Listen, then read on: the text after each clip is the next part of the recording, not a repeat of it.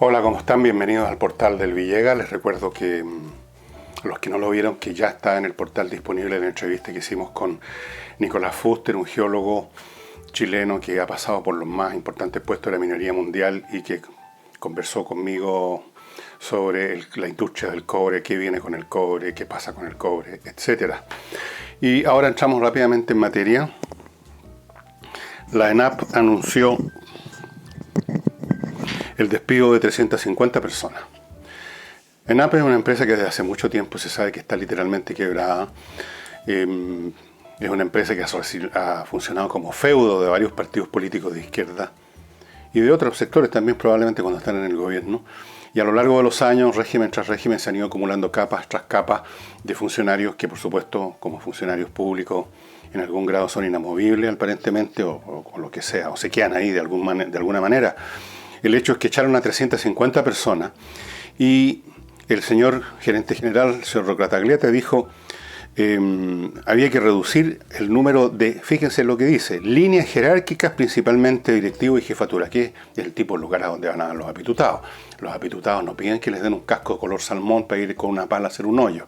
Van a dar a cargos gerenciales, ¿no es cierto?, importantes, se pasean, se pavonean por los pasillos de las oficinas y cobran sus emolumentos, que son de varios millones siempre, y vayan ustedes juntando y multiplicando por 100, por 200, por 300 y qué sé yo, por cuanto más, y tenemos una empresa que, no siendo como Codelco con una espalda gigante y que puede resistir eso, bueno, este no es un país petrolero precisamente, bueno, ENAP simplemente se fue por el desaguadero y ahora están tratando de salvarla.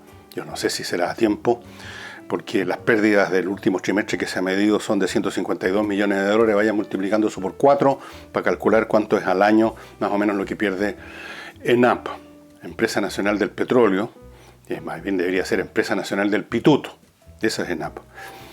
Esta es una lección que por supuesto no va a ser aprendida en los sectores de izquierda de cuán falso es esto de que el Estado es la solución de todos los problemas. Cada vez que hay un problema, cada vez que nos proponen un plan, las izquierdas nos hablan del Estado. El Estado tiene que hacerse cargo de la salud, tiene que hacerse cargo de la educación, tiene que hacerse cargo de la minería, tiene que hacerse cargo de la locomoción. ¿De quién no tiene que hacerse cargo el Estado? Tiene que hacerse cargo de nuestras vidas. Y para eso el Estado ha estado creciendo como un tumor canceroso, sin que haya mejorado nuestra calidad de vida, un costo cada vez mayor, que se manifiesta esporádicamente aquí y allá, en este caso en ENAP, con la necesidad ya imperiosa de echar a 350 personas. Si hubiera ganado la nueva mayoría de las elecciones presidenciales, no solamente no habría sido echado a estas personas, habrían echado otras 350 personas más, ustedes pueden estar seguros de eso. Y antes de continuar, les quiero de inmediato recordar la posibilidad de comprar estupendas y maravillosas y preciosas joyas en boumex.com. Boumex.com, donde están estas joyas, tiene su tienda principal, su pabellón patio, digamos, en el Mall Plaza Los Dominicos. Las joyas que les voy a enumerar están todas con un descuento del 20%, porque es la política del duty free, donde empezaron esta empresa. Y estamos hablando de pulseras de Charms, platería con cristales Swarovski, platería italiana, la nueva línea Moonlight, las exclusivas joyas por el diseño de Bohème, las urbanas y masculinas joyas de plata de palo y la tradicional platería mexicana. Y quizás ustedes se preguntan qué es eso, y aquí les voy a explicar porque lo tengo anotadito. ¿Qué es eso de plata de palo? Yo no tenía la menor idea, pero ahora lo sé.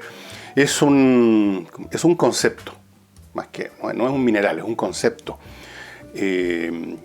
creado por un creativo que era un fotógrafo de arte, y la idea es combinar materiales, texturas y colores, formando una joya finalmente muy especial. El material principal es la plata, por supuesto, por eso se llama plata de palo, y no se llama hierro de palo u oro de palo, plata de palo. Los diseños son únicos, con estilo para hombres y mujeres. No importa la edad, no importa la condición, es todo un universo. Les sugiero que entren a boumex.com para que vean ahí la fotografía de estas joyas de plata de palo y todo lo demás, lo que les he estado mencionando. Recuerde que hay descuentos en la tienda y por supuesto también en internet del 20% por la política del duty free, que sigue esta empresa, y algunos productos tienen otro descuento adicional si usted los compra en línea. Así que vaya entrando desde ya a baumex.com. Y les recuerdo también, estimados amigos, los perfumes que usted puede traer a Australia. Creo que les mostré, sí, les mostré uno que me mandaron a mí ahora, en esta bolsita. Un perfume, este se llama Napoleón, de la línea Gallimard. Ya les voy a contar de las líneas. Realmente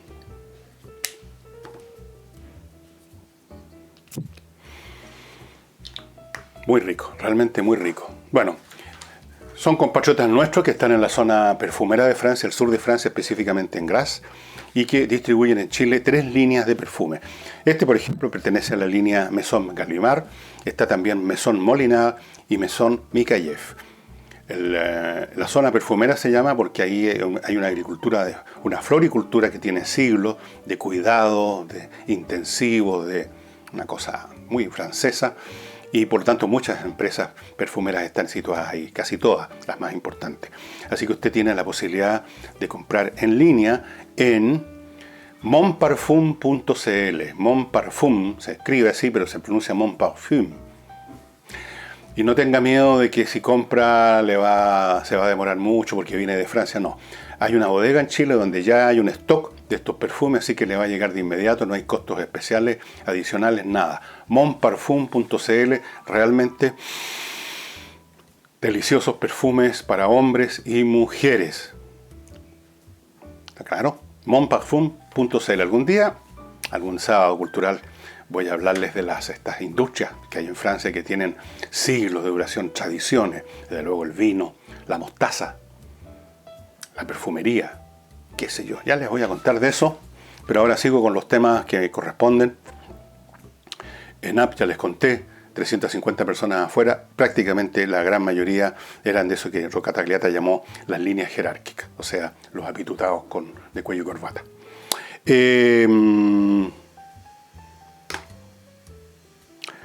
Chile reconoce como embajadora de Venezuela, en este caso más bien dicho, de Guaidó, del presidente que se proclamó, que ha sido proclamado por la Asamblea Nacional, una señora Gutiérrez. La Asamblea Nacional en Venezuela nombró embajadores también para otras partes. Uno se pregunta, así por pura curiosidad, qué va a pasar con el embajador que nombró Maduro en Chile, por ejemplo. ¿Qué va a pasar con su sede diplomática si ya no se reconoce al presidente Maduro? Si ya no se reconoce a su embajador, por lo tanto, si ya no se reconoce... Supongo que el terreno, el físico de la embajada sigue siendo lo mismo, bajo la misma situación, pero el embajador actual que nombró Maduro ya no tendría el rango de embajador para nosotros, puesto que se está reconociendo a otra persona. Están tomando entonces, curiosamente, esta especie de gobierno paralelo, están tomando medidas, están tratando de paralizar los fondos de Venezuela en el exterior o canalizarlos hacia ellos, están mandando embajadores, están teniendo relaciones diplomáticas como un gobierno ya establecido. Y al mismo tiempo el gobierno que se estableció a sí mismo, mediante una elección fraudulenta, no olvidemos nunca eso, está empezando a tomar algunas medidas. Entonces el Tribunal Supremo, que es un artefacto institucional creado por Maduro, su imagen y semejanza, decretó que el señor Guaidó no puede salir del país y le congelaron los fondos. Curiosa esta guerra política que se libra de esta forma, ¿no? Con dos gobiernos en paralelo, desautorizándose el uno al otro, haciendo declaraciones y con un nivel bajo, digamos, de conflicto físico, que lamentablemente se traduce de todas maneras en gente que muere en las calles, pero ninguna de las dos partes está en condiciones de tirar la cadena de frentón, o sea, hacer lo que se hacía antiguamente cuando eran otros los tiempos, otras las relaciones de poder y simplemente los rebeldes llegaban, digamos, como grupos armados a tomarse el Palacio de Gobierno y había balacera en las calles y todo lo demás. Ahora se produce de esta forma por razones de largo aliento que alguna vez examinamos acá respecto a cómo las capacidades destructivas de todos los sectores de las sociedades nacionales o internacionales son tales que pareciera que ya no se puede seguir ese camino.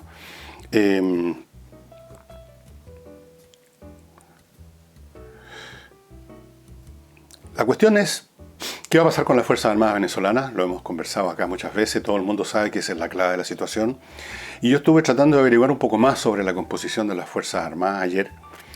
Y quiero decirles que es más complicado de lo que uno podría creer a primera vista, en el sentido de que el generalato y quizás también los mandos un poco inferiores, los tenientes coronel y toda esa gente, simplemente han sido comprados en el sentido que les subieron 10 veces los sueldos y les dieron alojamientos mejores, cosas como esa.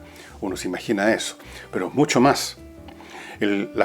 Para resumir la historia, las Fuerzas Armadas venezolanas estaban completamente marginadas de la vida civil, política, etcétera, en Venezuela. Un poco lo que pasaba con las Fuerzas Armadas chilenas en los años 50, por ejemplo. Uno no oía de las Fuerzas Armadas, estaban adentro de sus cuarteles, no pasaba nada con ellas. Uno las veía simplemente para el desfile el 19 de septiembre. No tenían participación en nada, no aparecían sus oficiales de repente haciendo declaraciones o nada. Estaban fuera de circulación, no se les veía. Era lo que pasaba en las Fuerzas Armadas venezolanas. ¿Qué hizo Chávez y qué hizo Maduro? ¿Qué ha estado haciendo Maduro? Los ha incorporado plenamente al aparato del Estado. Es decir, no se trata simplemente que un general le hayan subido el sueldo para comprárselo. Se trata que ese general y todos sus colegas están incorporados a la mecánica del poder. Tienen cargos, por así decirlo, ministeriales, jefaturas de departamento, están a cargo de la distribución, si es que hay, de alimentos. Manejan, y por lo tanto se han enriquecido muchos de ellos, redes de distribución de todo orden, de esta clase de bienes. Están metidos en el poder hasta el cogote y por lo tanto se han convertido en el Estado. No son una institución ajena al Estado a la cual se compró. Fueron incorporados al Estado plenamente. No sé si ustedes recuerdan antes del golpe militar del 73, que muy parcialmente, muy balbuceantemente, Salvador Allende hizo lo mismo. Incorporó a generales a varias actividades. Por ejemplo, el papá de Michelle Bachelet, el general Bachelet, estaba metido en una actividad relacionada con la distribución de alimentos, si no me equivoco. Había un balbuceo de incorporarlo más a la mecánica del Estado. Pero eso fue un balbuceo mínimo que no alcanzó a desarrollarse. En Venezuela se ha desarrollado a plenitud y por lo tanto no es cuestión simplemente de que un general diga, bueno, me están pagando mucho, pero este gobierno se va a venir abajo, así que mejor me desembarco. Es más complicado porque formando parte del Estado y siendo corresponsables de todo lo que ha hecho ese Estado contra su propio pueblo, a pesar de las promesas que reciben, y que pueden ser simples cantos de sirena, a pesar de lo que les dicen de las amnistías, los tipos tienen la convicción de que no van a salir bien librados si Guaidó se impone y Maduro se tiene que mandar cambiar. Así que va a ser muy difícil por el lado de las capas superiores de las Fuerzas Armadas venezolanas que se produzca una deserción suficientemente grande como para quebrarle la mano, quebrar el espinazo del régimen de Maduro. Si va a haber una disensión, va a ser en otro nivel y esos son mucho más difíciles. Por la manera como están organizadas las Fuerzas Armadas de cualquier país del mundo, es muy difícil un corte horizontal. O sea, que quede la cabeza, el generalato flotando en el aire y el cuerpo se vaya por otro lado. Eso es muy difícil. Normalmente son cortes verticales, donde una parte del generalato, con una parte de los coroneles, con una parte de los demás mandos medios y con una parte de la tropa se separa, se escinde en dos. Eso es bastante más difícil, el corte horizontal, bastante más difícil, y el corte vertical casi imposible, dada la naturaleza de esta inserción de las Fuerzas Armadas venezolanas en el aparato de poder. Pero está por verse lo que vaya a suceder. Así que dejemos eso por el momento pendiente, porque está pendiente. Y entre paréntesis, antes de irme del tema de Venezuela, la señora Bachelet todavía no se aparece por Venezuela. Alta comisionada a los derechos humanos. Está tan alta, parece que no ha alcanzado a bajar todavía. Recordemos que la han invitado 6 veces de la oposición antes que pasara lo de Guaidó, nunca apareció. Luego le invitó, amoroso el hombre, Maduro, a darse una vuelta por el país. Bueno, dada la situación, parece que tampoco va a ir. Y se dice que ella dice, o que algunos de sus asesores dicen que no están dadas las condiciones. Bueno, nada de esto tiene, nada de raro tiene todo esto, porque la señora Bachelet, cuando gobernaba este país y cuando en todas sus actividades ha manifestado un enorme talento para desapegarse de las cosas, para separarse de los problemas, para decir de que no sabía, para saber, para decir que se informó por los diarios, para no aparecerse. Recuerden ustedes en Chile todo lo que costó para que se diera un viajecito por la Araucanía de 5 minutos. Ustedes lo vieron en televisión. Llegó rodeada de bodyguards, armados hasta los dientes, subió corriendo la escala de la Intendencia, se reunió con algunas personas escogidas y luego voló de vuelta a Santiago. Ella se entera de las cosas en su casa de vacaciones, se entera por el diario, se entera porque la llamaron por teléfono. Ella nunca tiene nada que ver con nada, ni siquiera con las cosas en que está involucrado su hijo. Ella no. Así que no se va a meter así como así en Venezuela. No es su manera de funcionar, no está en su temperamento y en su estilo político. Y como era de esperarse, volviendo a nuestro país, los secundarios, la CONES, sacó la voz. Fueron ayer al Ministerio de Educación, me parece, a anunciar su protesta. Igual que hace varios años atrás, ¿se acuerdan cómo empezó todo el movimiento estudiantil protestando por el pasaje escolar? Bueno, ahora el mismo número, ahora no se llama pasaje escolar, ahora es el valor del Transantiago, que ha subido muchas veces, y vienen a protestar. Pero si uno mira los letreros que llevaban, y ustedes pueden ver la foto, y luego escuchan o leen las cosas que dicen sus dirigentes, quinceañeros, se van a dar cuenta que esto del pasaje escolar o del Transantiago es meramente un pretexto, porque de alguna manera se tiene que iniciar y darle el balazo de partida a la movilización. Porque, ¿de qué están hablando los dirigentes? Están hablando de estar contra la selección, no les gusta a los estudiantes, más o menos, nunca les ha gustado la selección por mérito, las notas, esas cosas les cargan, por supuesto. Están contra la selección, están contra lo que llaman la industria de la educación, se agarraron de la palabra del presidente Piñera y dicen que el gobierno no hace nada por evitar cómo se encarece la vida de los pobres. O sea, yo no veo dónde está ahí el tema del pasaje.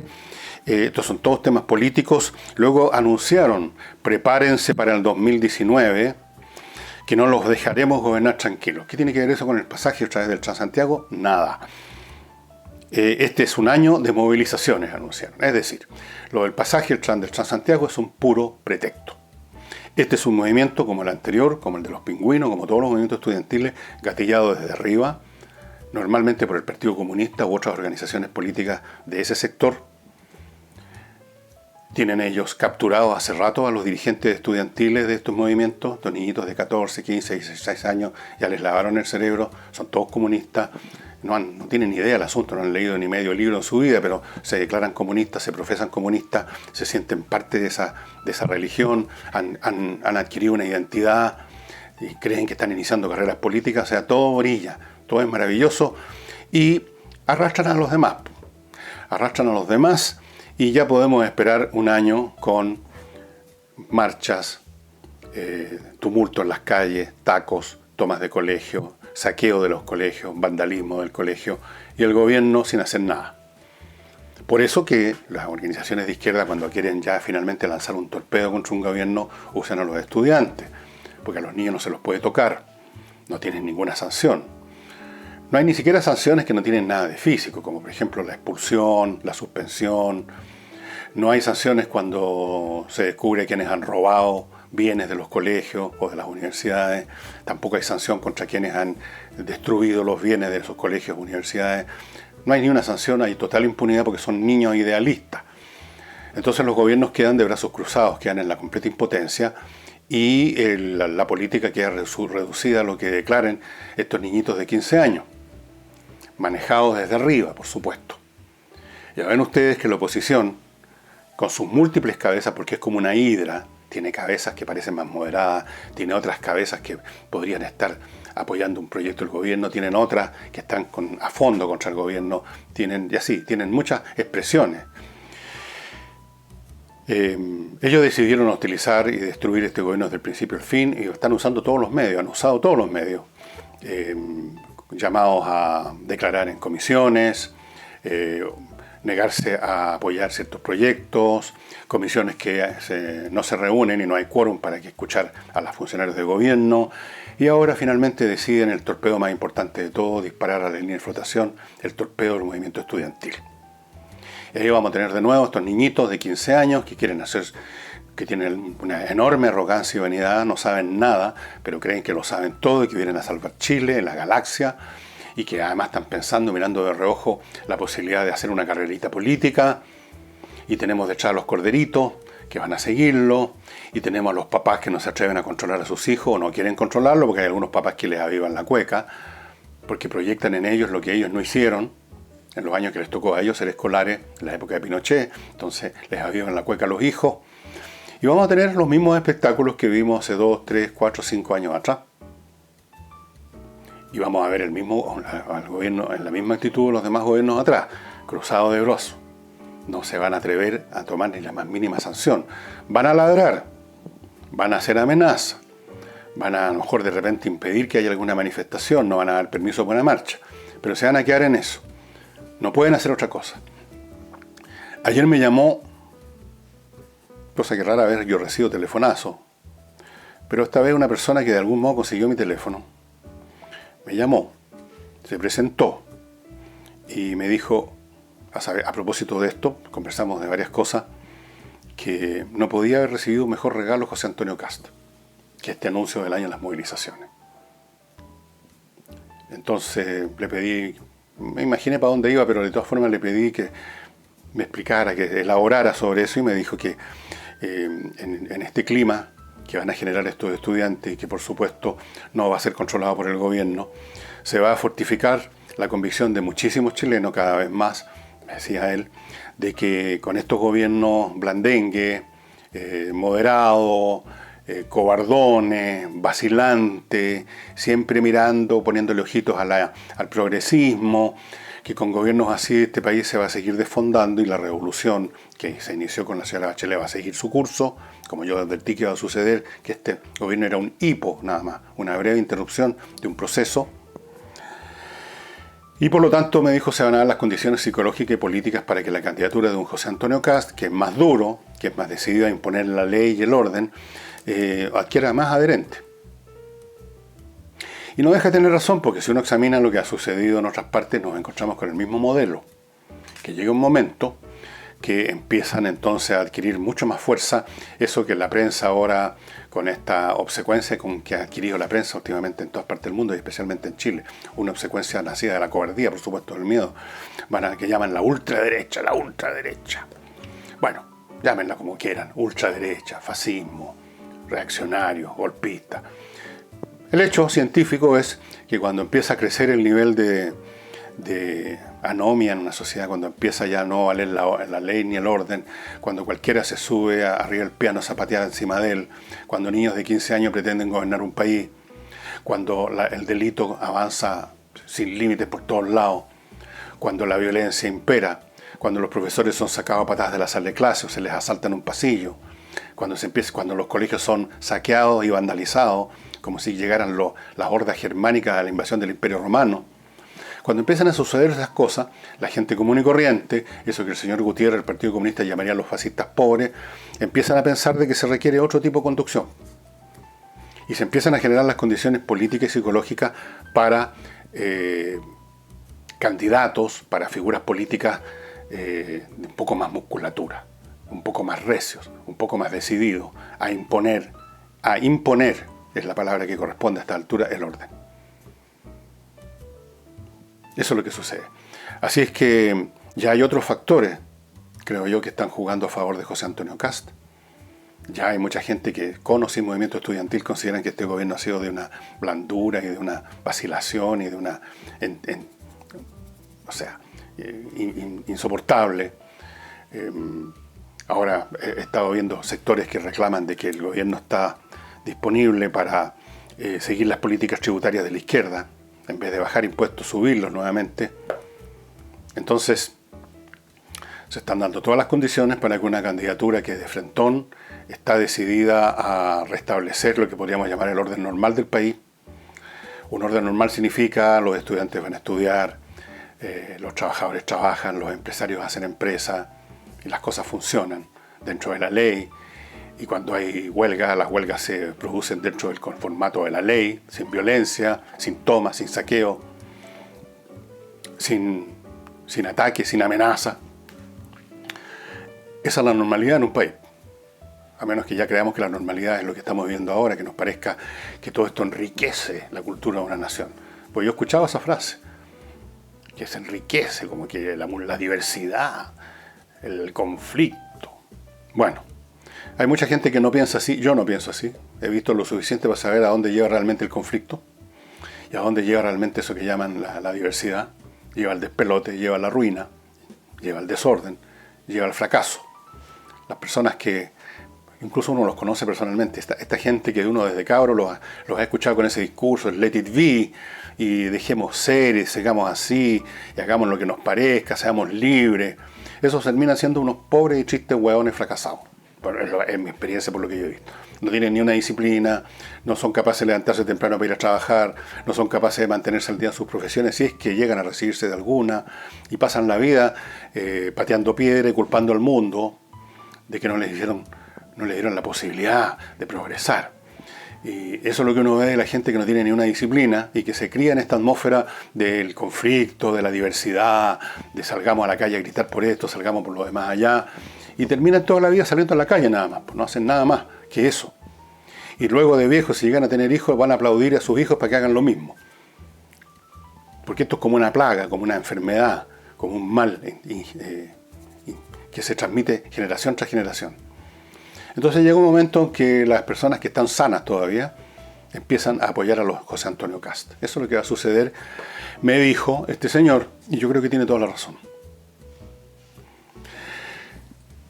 Cuando uno estudia los procesos revolucionarios, fíjense ustedes que el episodio Piñera, llamémoslo así, el episodio en que parece que todo se detuvo, que todo se tranquilizó y emerge un gobierno que parece más razonable, incluso un gobierno que va a retroceder en algunas cosas que eran excesivas. Eso se produce en todos los procesos.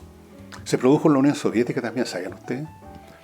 En un momento dado, Lenin decretó lo que se llamó la NEP, la Nueva Política Económica. NEP es el acrónimo en ruso, se escribe así, la Nueva Política Económica, para que a ver si había posibilidad de sacar a flote una economía que estaba, digamos, hundiéndose hasta el fondo del abismo. Entonces, la Nueva Política Económica consistió en darle un respiro a esos funcionarios zaristas, a esos empresarios zaristas, explotadores, criminales, etcétera, a los cuales los habían sacado a patadas. Entonces los restituyeron a sus empresas, a sus puestos, para que hicieran funcionar el país por un tiempo. Pero luego que pasó ese tiempo, los volvieron a sacar a patadas. Y entonces la Unión Soviética se encaminó a lo que finalmente sería el desastre de los años 80. Entonces nosotros aquí en Chile estamos viviendo lo mismo, el proceso revolucionario, porque eso fue lo que es, y siempre lo he dicho y lo he sostenido, que se inició con la nueva mayoría, o quizá un poco antes incluso, no terminó con la elección de Piñera. Entonces un hipo, esta es la NEP, que va a durar un breve tiempo, no va a llegar a ninguna parte decisiva, no va a lograr restablecer nada, y luego todo va a seguir más o menos igual.